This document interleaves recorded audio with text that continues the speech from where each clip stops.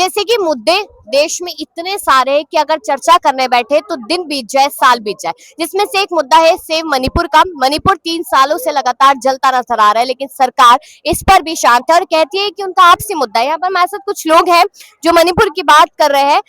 मणिपुर पर क्यों नहीं सरकार ध्यान दे रही, रीजन क्या लगता है? रीजन तो आपको मणिपुर सरकार या सेंट्रल गवर्नमेंट को पूछना चाहिए। ये तो पब्लिक से नहीं पूछना है। हमारा हमारा काम तो आवाज उठाना है कि मणिपुर में जो भी लड़ाई चल रहा है, जो भी वायलेंस चल रहे हैं, ये सब खत्म कर लो और पीस को रेस्टोर कर लो। वायलेंस को खत्म करना और पीस को रेस्टोर करना गवर्नमेंट का काम है, हमारा काम नहीं है। और ये जो लड़ाई अब तक क्यों चल रहा है या गवर्नमेंट क्यों कुछ नहीं कर रहा है, ये सवाल तो ये क्वेश्चन तो आपको गवर्नमेंट से पूछना चाहिए। लेकिन गवर्नमेंट की तरफ से तो तमाम लोग ये कह रहे हैं कि ये उनका आपसी मामला है, तो वो अपने आप सुलझा ले।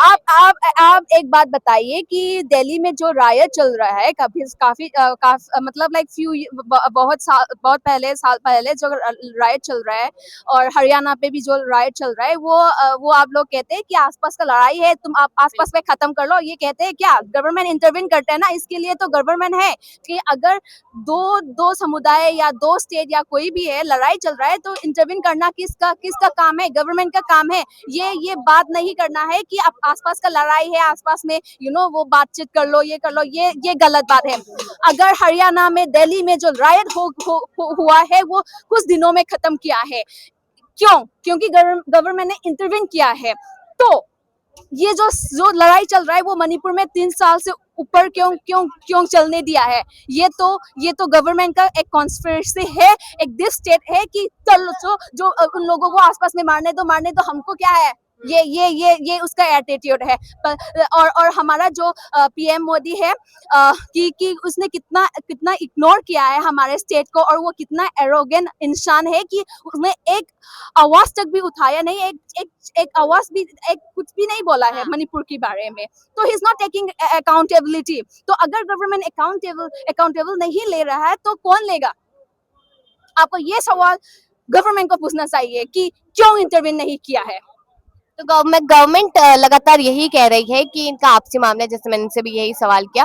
तो अकाउंटेबिलिटी लेने की बात आई तो अब धर्मेंद्र प्रधान का इधर इस्तीफा हो जाता है, तो मणिपुर से आप लोग क्या एक्सपेक्ट कर रहे हैं? मणिपुर से जब मई 3, 2023 में जब ये शुरू हुआ, हमको लगता था कि ये एक अचानक से हुआ रायोट जैसा, मॉब वायलेंस जैसा लगा। बाद में जब पता चला है कि ये मॉब वायलेंस नहीं है, ये एथनिक कॉन्फ्लिक्ट नहीं है, और ये प्री प्लान्ड है, क्योंकि हमको पता चला गया है आज सबके सामने।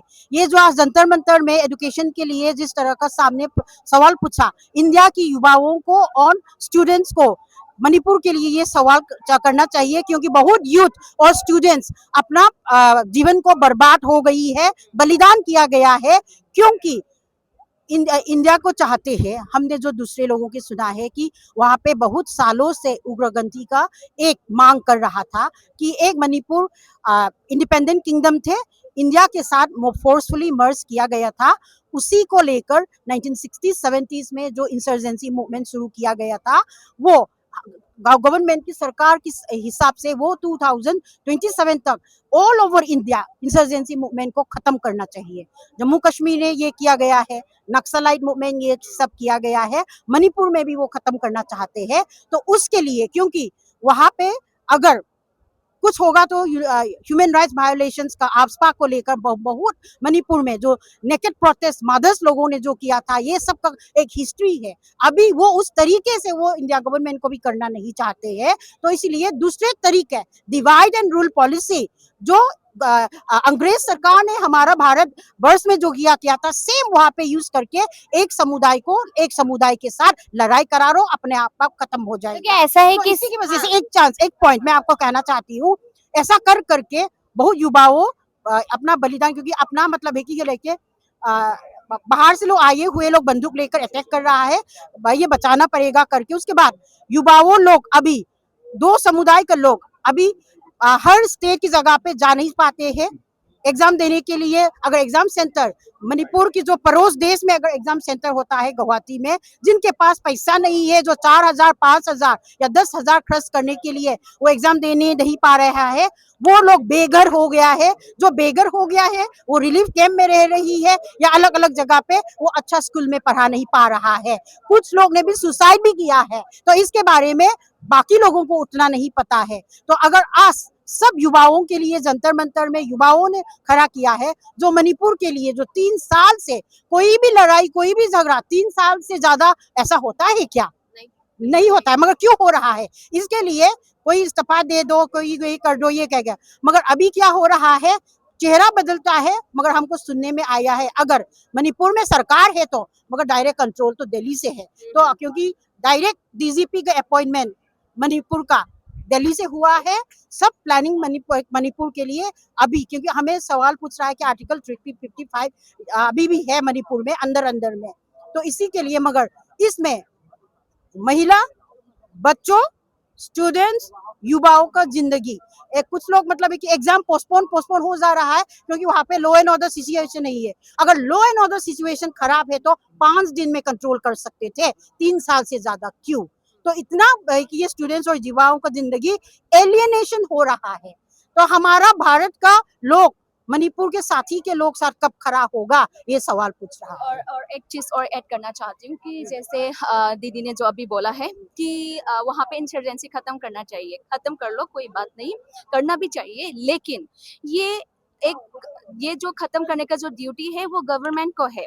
तो ये जो सुप्रीम कोर्ट है, छत्तीसगढ़ के केस में सुप्रीम कोर्ट ने भी यही राय दिया है कि जो छत्तीसगढ़ का गवर्नमेंट है वो जो लोग उधर रह रही है उसको आसपास में आम बंदूक देना बंद करो, और जो इंसर्जेंसी जो भी आया है उसको खत्म करना अपना काम है, गवर्नमेंट का काम है। तो लाइकवाइज मणिपुर में भी वही सेम होना चाहिए कि अगर आपको इंसर्जेंसी खत्म करना है, that is the moral duty of the government, that is not in our hand. The moral duty of the government is to protect the people of Manipur, to protect the people of India under the constitution of India. So that means they have if they're not able to control the violence, if they're not able to protect the people, and if they're letting the people to fight among each other, among each community, that means they have violated the constitution of India. This is what I want to tell. Thank you. Thank you so much.